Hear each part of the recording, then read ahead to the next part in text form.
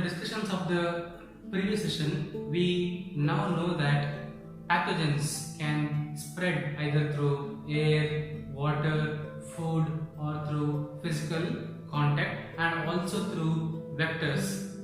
Now, it is shocking to know this particular fact because we are surrounded by pathogens. So, how then does our body protect us from these pathogens?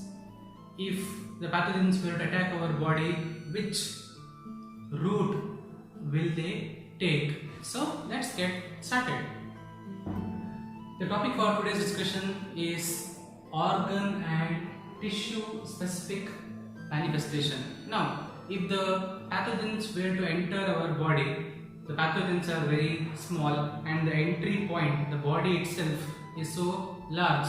So, what are the entry points would they take? How does a pathogen enter our body, and from there, where does it go? For example, if you take a pathogen that is spread through air, of course, we breathe in air, therefore the point of entry of a pathogen that is airborne will be through the nose. Through the nose and then through the nasal cavity down to the throat, the pharynx, and then to the lungs. So, point of entry will be the nose and the target organ will be the lungs. In the case of, let us say, a foodborne or a waterborne disease, the point of entry will be the oral cavity, the mouth. Through the mouth, it can go to our gut or our stomach, and it can lead to either stomach related or intestine related disorders. So, based on the point of entry of the pathogen, we can predict which organ or tissue will be affected, but it is not always the same. For instance, in the case of malaria, we know the vector mosquito bites, so the malarial parasite will get into the bloodstream. But the target organ is our liver. Through the blood, they get into the liver. Finally, from the liver, after maturation, they target our RBCs. So, in this case, you can see the point of entry is different and the target organs are different. Now, based on the target organ or tissue, we can predict the symptoms. For example, if it is an airborne disease, since it will affect the nasal cavity and the lungs, we can expect symptoms like cough and also difficulty in breathing, breathlessness. Take any lung related disease, pneumonia, asthma, tuberculosis. The common symptoms are cough, difficulty in breathing. In the case of a waterborne disease, for example, typhoid, Salmonella typhi, it goes and attaches to the stomach lining. From there, it can cause intestinal disorders. In severe cases of typhoid, it can even make pores in the intestine through which fluid will leak out and cause death also. So, these will relate in gut related or intestinal disorders, loose motions are most common symptoms.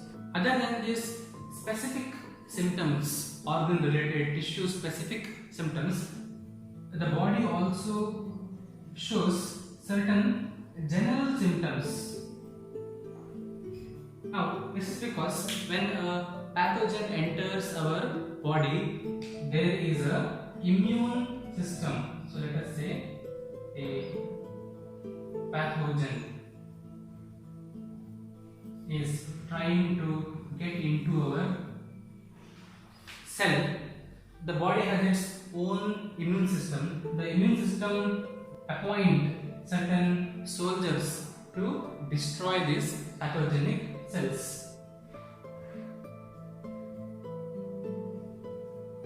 This could be either antibodies or macrophages or killer T cells, neutrophils. There are a wide range of cells and protein molecules that will target and destroy these pathogens. The process by which the body or our immune system combats these pathogens is known as inflammation.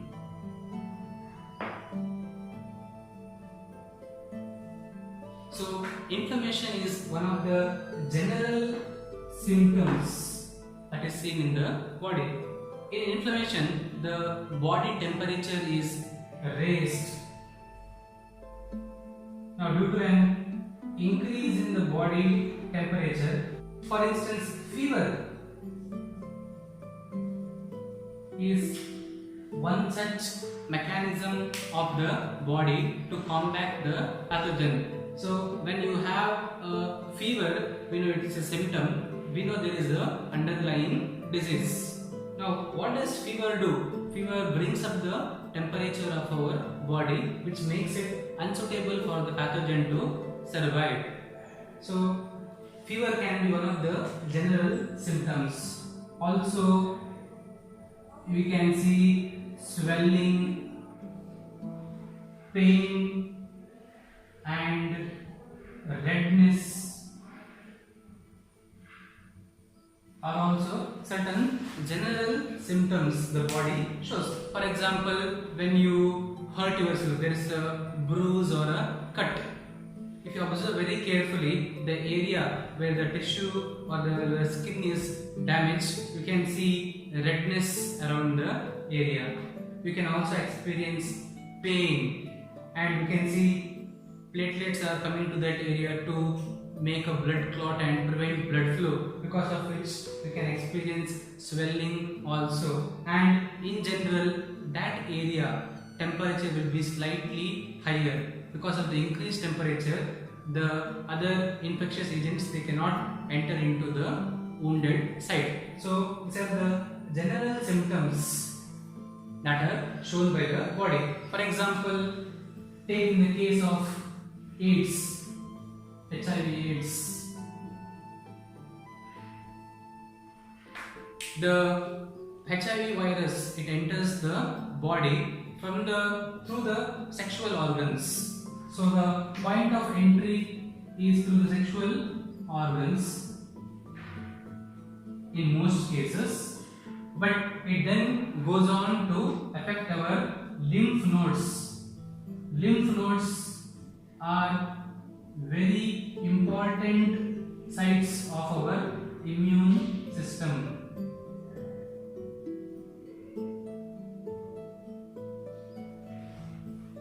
So, in the case of HIV, because the immune system is compromised, now a minor cold can turn on to become influenza, a minor cough can become pneumonia. In this case, you can see, because the immune system is compromised, the body is not able to defend itself against the disease causing infectious agents. Therefore, many diseases, they simultaneously occur, piling up, once again decreasing the immune system and may even cause to death.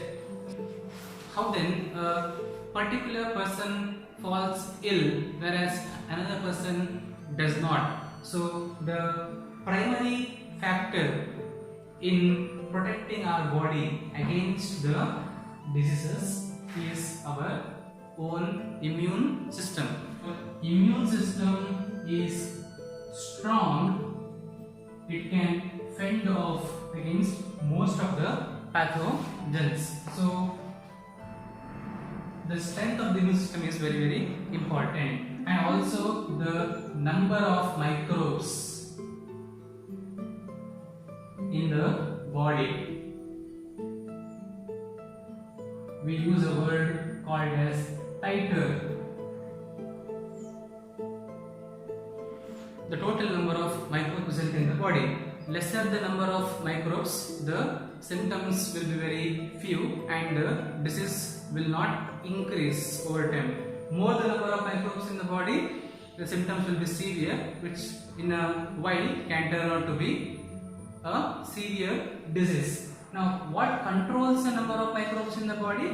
Our immune system. If the immune system is strong, it can defend against the pathogens, thereby keeping the number of microbes under control and not allowing it to multiply rapidly, therefore preventing the or delaying the disease. So, that is the answer to our question. Why do some people not fall ill? Because of their strong immune system.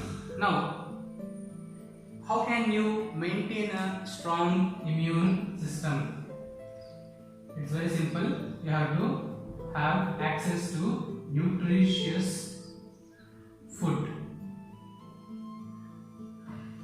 Once you eat nutritious food, regular exercise, these two can help us in maintaining a strong immune system, thereby keeping our body well protected from the infectious agents that surround us. Let us now move on to the next topic, that is principles of treatment.